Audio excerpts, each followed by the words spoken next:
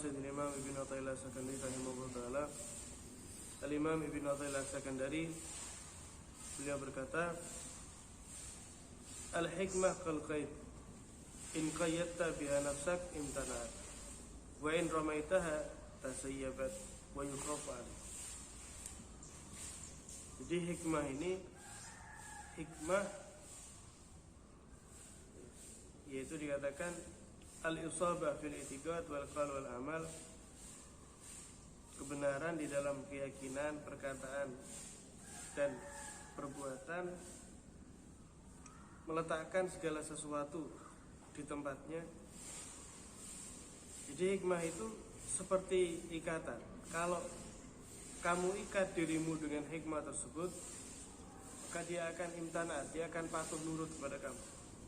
Tapi kalau kamu lepas itu hikmah, tasayyabat, maka dia akan menjadi liar nanti. Wa yukhafu alaik, dan ditakutkan nanti atas dirimu. Bisa ludzalik, misalnya kal majnun fi baitik, seperti misalnya ada orang gila ya di rumahmu, kata beliau. Yukharibu wa yuqatil thiyab. Lah kalau kamu lepas, misal ini jahat ya, liar, akhirnya apa ya? Temboknya dipalu mungkin, ya gentengnya dicopot dan lain sebagainya, pakaian dirobek semua, ya meja semua dihancurkan. Faiza qayyatahu istarahta minhu. Tapi kalau kamu ikat, maksudnya kalau kamu ya jaga dia tadi itu, maka kamu akan merasa tenang darinya, kamu akan merasa aman. Wa idza tarahtal qayd, tapi kalau kamu lepas tadi itu, kamu letakkan pengamannya, wa kharajta, dan kamu keluar dari rumah, faddaruru bakin, maka bahaya itu masih tetap ada. Maksudnya kalau kamu tidak peduli ya atas dirimu, yang penting saya pedulikan, bukan berarti di situ nafsunya kemudian patuh, tidak. Tapi bahaya itu masih tetap ada. Jadi hikmah ini yang Allah berikan kepada hambanya pasti ada di dalam segala sesuatu, baik kita menyadari atau tidak menyadari. Tapi seringkali kita tidak menyadari. Jadi orang misalnya mendapat terjadi sesuatu kepadanya, pasti ada hikmahnya. Tidak mungkin tidak ada. Dia sadari atau tidak dia sadari, didapatkan dalam jangka waktu yang dekat atau tidak. Ini pernah tak ceritakan yang pengawal sama raja itu, ya, ketika berdua, raja ini mau memanah, nah kok kena tangannya raja sampai tangannya itu luka besar, sehingga dokter mengatakan ini harus dipotong,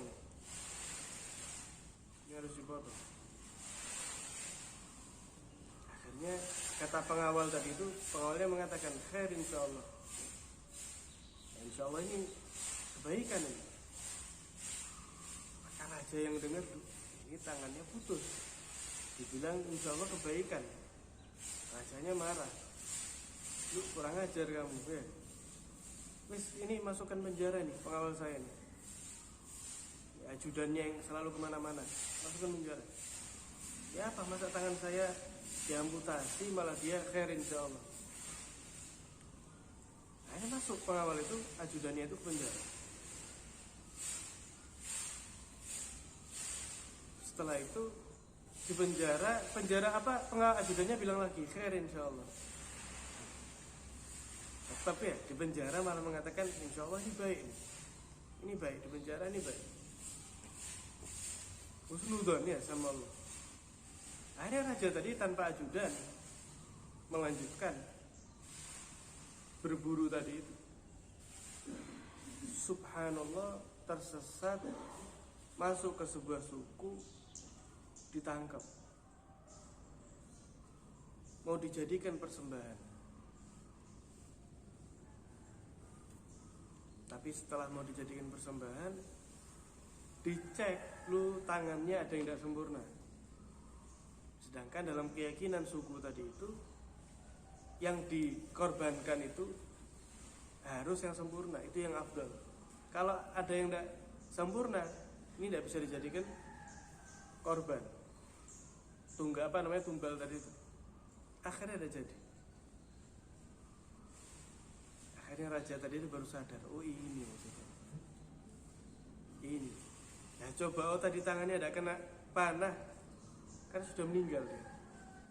Ya, akhirnya dia didatangi tadi itu ajudannya.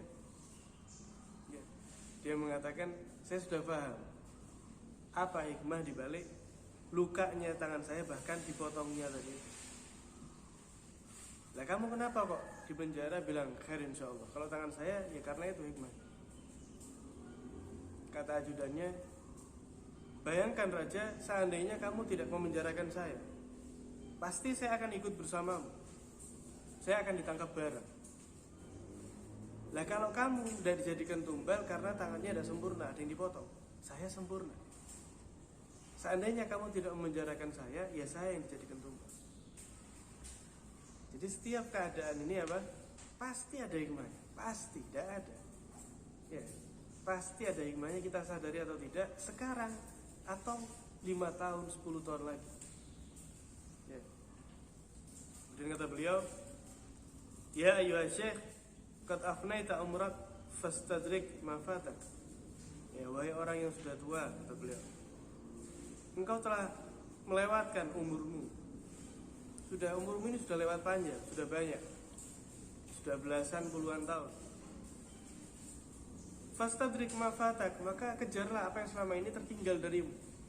Kalau salatmu bolong-bolong, sudah ini waktunya sudah. Mau kapan lagi? Qad labistal bayat wa huwa asyib, engkau telah menggunakan pakaian yang berwarna putih.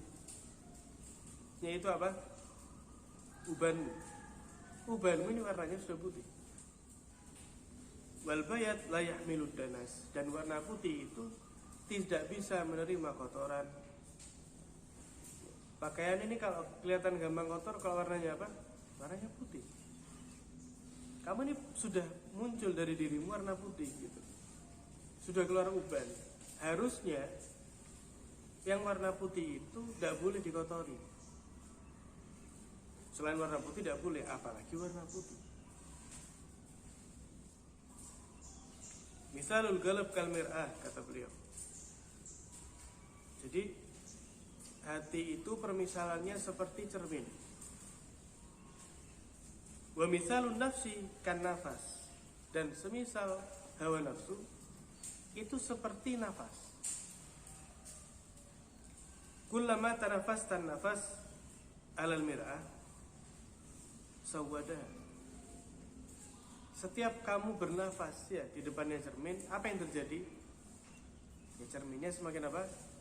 Semakin buram, kan gitu ya. Coba cermin ditiup, apa yang terjadi lama-lama? Kan buram, tidak kelihatan. Nah, hati itu kayak gitu. Hati kita ini ibarat cermin. Setiap kita nuruti hawa nafsu, kita sebul cermin tadi itu dengan apa? Dengan nafas. Berarti semakin apa? Semakin buram, semakin buram, semakin buram.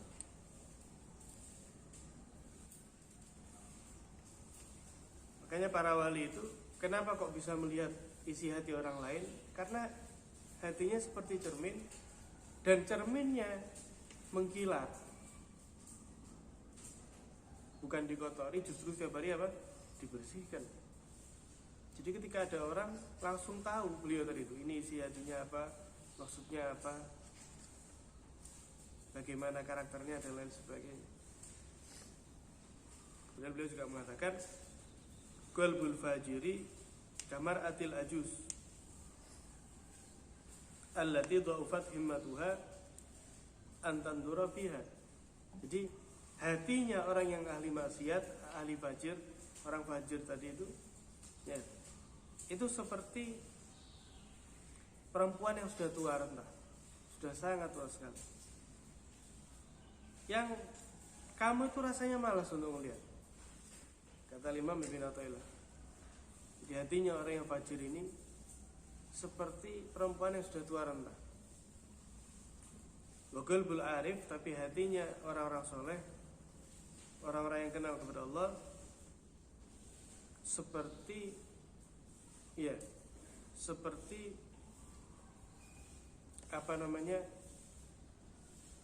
perempuan yang masih baru jadi pengantin.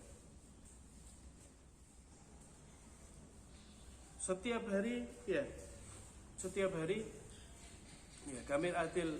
kamir atil arus, seperti cerminnya pengantin perempuan. Setiap hari cermin itu dilihat. Kenapa? Soalnya senang melihat wajahnya tadi itu masih muda. Wala tazal maskulah, masih tetap cemerlang, masih tetap cerah tadi itu. Kemudian yang terakhir beliau mengatakan himmatuz zahidin fi kasratil amal. Semangatnya orang-orang yang zuhud tadi itu di dalam memperbanyak amal. Wa himmatul arifin fi tashihil ahwal. Tapi semangatnya orang-orang yang dekat sama Allah itu bukan lagi masalah